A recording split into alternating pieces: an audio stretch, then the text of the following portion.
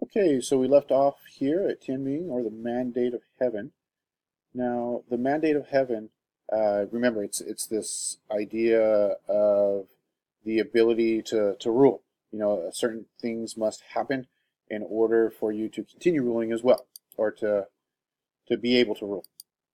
All right, so the dynastic cycle. The dynastic cycle comes and goes in China. So what I mean by comes and goes, you start, a new dynasty comes to power. So, example, start here. So a new dynasty comes to power. The government does some good things. The emperor reforms the government, makes things more efficient. People are happy. Things are growing. People are eating. And in general, the civilization itself is thriving. Lives of the common people, they're improved. We see tax reduction, farming's encouraged, population grows. However, the problems begin with extensive wars, invasions, etc. Something's going on to mess up the balance. Now, because of these wars, because of these invasions, the emperor has to increase taxes. Men are forced to work in the army because people are working in the army. Farming is neglected. When farming is neglected, that's never a good thing. This comes to the time where government's not providing for its people. So we can expect something to happen. So government increases, spending, corruption in general. You're gonna if you look at statistics itself, you're gonna have more corruption if the government gets bigger. There's just gonna be more corrupt people because there's more people working in the government. Not everybody's gonna do the right thing, the right way, the Tao. Okay. Also, combined with droughts, floods, natural disasters, famines occur, uh, making things even worse. Even less food for people. The poor begin to lose respect for the government.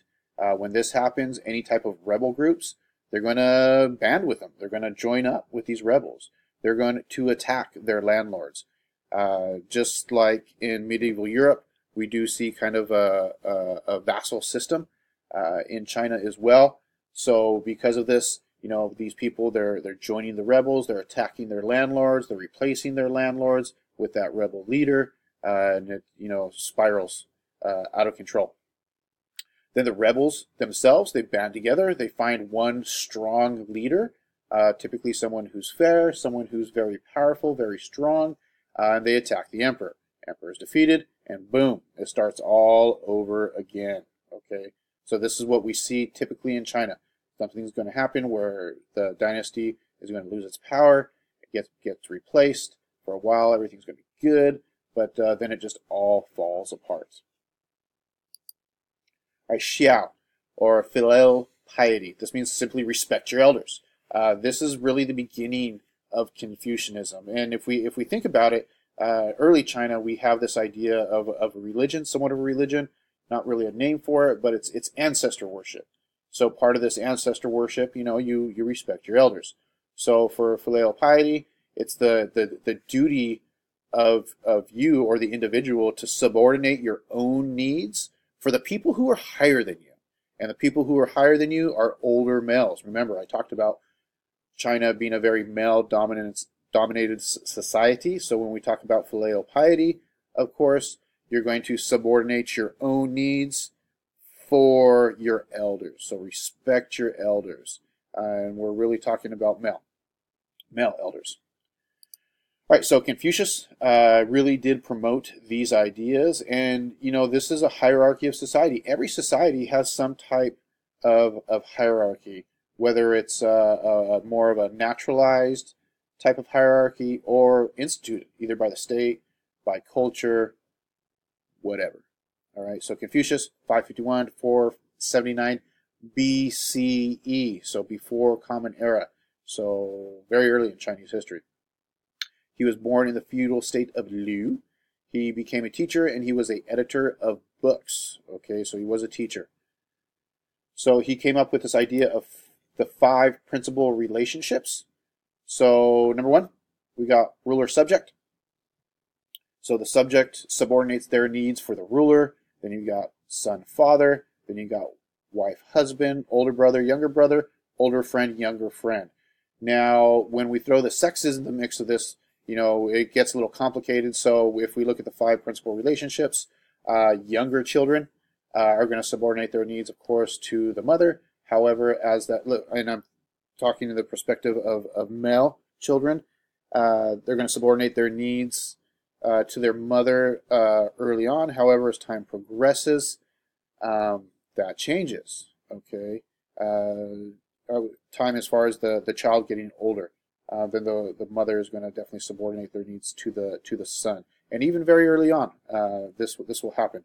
There's a TED talk about this five principal relationships. Well, not the five principal relationships in itself. I forget the TED talk which one it is, but it talks about how things work in China. And this gentleman, he was talking about how his grandmother, very early on, because they were poor, would give a portion of her rice allowance to him as he was growing up. You know, this kind of goes back to this idea of the five principal relationships. Because he was a son, you know, the grandmother herself was giving her food to so her grandson could, you know, grow up, and, you know, have good brain function. If you're not getting the right amount of caloric intake, of course, things suffer, like brain function and growth, etc. Okay. All right, so the Analects, this is the single most important Confucian work. In Chinese, it simply means a conversation. Now, we talked about this as well, if you remember the Bhagavad Gita, with Krishna, the god Krishna, having this conversation, and this is where they're, you know, one of their holy books, if you will. We could call the Analects kind of a holy book, but Confucianism itself, it's really not a religion. It isn't a religion. I like to refer to them, as I said before, as ways of thought. Okay, so this is one of the Chinese ways of thought. So what these conversations are all about, it's about the relationships between people. You know, the role of the ruler. How's the role of the ruler supposed to be? And basically leading by example. You know, doing what's right, the golden rule, doing to others as you would have them do unto you. The different ministers to conduct, what's the conduct of the government. So the different roles within society. Now, some sayings from the Analects. Knowing what he knows and knowing what he doesn't know is characteristics of the person who knows. So think about that for a minute. Kind of important that you do understand what that means, because I do want you guys to talk about it. Now, I would like for you to put these sayings in your own words. That way we can talk about it. I want to make sure you are understanding this. Whoa. Let's fix that real quick. Here we go. All right. Making a mistake and not correcting it is making another mistake. So that whole bridge friends thing, you know, or sheeple, a nation of sheep. You want to make sure that you are aware of making mistakes. The superior man blames himself.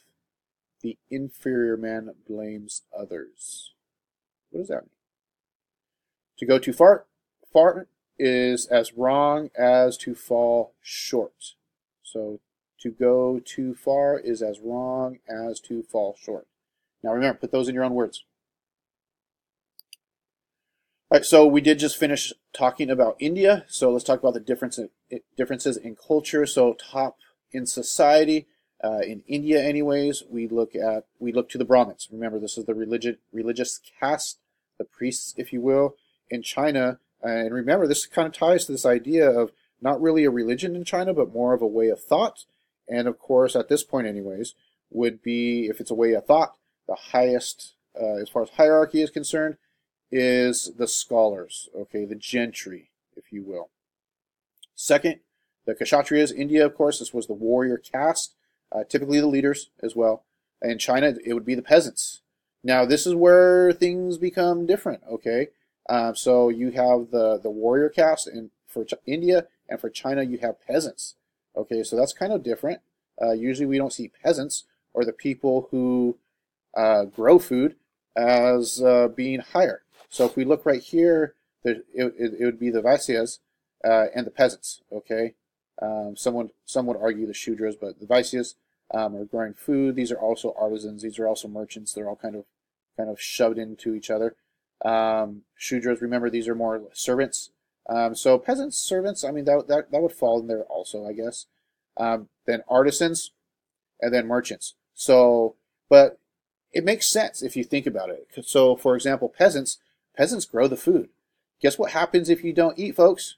You die. Okay, so China has a right. Okay, if you want to continue living, it's important that you recognize your peasants. Okay, next, artisans. So they grow things, they make the raw materials. The artisans do something with those raw materials, and the merchants, they sell them. Okay, do you see the difference of importance here? Sounds like China somewhat, I mean, has it right. Over here, not really in the hierarchy, if you will. So soldiers, imperial nobility. Remember, soldiers, they're only part-time. Typically, you don't have a standing army. Of course, in the capital, you would have guards and some soldiers on hand. But for the most part, these were conscripted, meaning that soldiers were only called up when they were needed. Next, you have imperial nobility. Imperial nobility, they're in a completely separate city. You don't see these folks really, okay? And then lastly, domestic slaves. Slaves just don't really fit well within the hierarchy because kind of like the untouchables, they're out of the normal caste or class system. All right, social cohesion is paramount. The emperor is the example of proper behavior. He's the dad. He's the big daddy. You have to lead by example, remember. You're leading by example. Social relationships, these are based on rites or rituals. So ancestor worship, respecting your elders. Religious rituals. And if you think about it, even for us, religious rituals, it's not just for the religion per se, but it's social. How do we communicate with each other? When's the last time you saw your great aunt, nephew, cousin's uncle? Okay. I know I'm being silly there, but think about it. When's the last time you saw him? It was probably during some holiday, right? It depends on yourself. It might have been, categorized as a religious ritual if you're religious, but typically it's at a holiday. That's the only time you see these far off family members. So religious rituals, if you will. Sadly to say, a lot of times we'll see people we haven't in a long time at like funerals, or on a more happy note, weddings. Okay, you don't really see these family members until these social rituals take place. Same thing here. Okay. All right, so let's go ahead and talk about another way of looking things. So we have Confucianism. How do you organize society? We also have legalist principles. So this is one of the other ways of thought. So legalist principles, number one, human nature. We are all naturally selfish. And think about it. If you have a little brother, a little sister, if you have a little nephew or, a little kid running around, one of the first words they learn is mine. Mine. That's mine. So naturally selfish. People, in a lot of cases, think of themselves prior to others. That's being selfish, okay? So keep that in mind. Intellectualism and literacy is discouraged, according to legalists. And let's talk about this for a minute. So if we're saying literacy and intellectualism is discouraged, what's the reason for that? Well, people start thinking for themselves. You don't want a population that can think for themselves. That just makes it more difficult for you as a ruler to control your population, okay? So having a dumb population for a legalist, that is a good thing. You don't want people to think for themselves. 3, law is a supreme authority and replaces morality. So even if it's a bad law, too bad. They want to make sure they have their control. There is an interesting law in Yucaipa. It used to be a retirement community. Of course, it is no longer like that. There was a law that no skateboarding was allowed. It was completely illegal. There's a skate park in Yucaipa.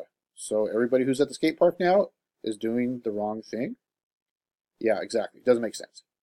The ruler must rule with a strong punishing hand.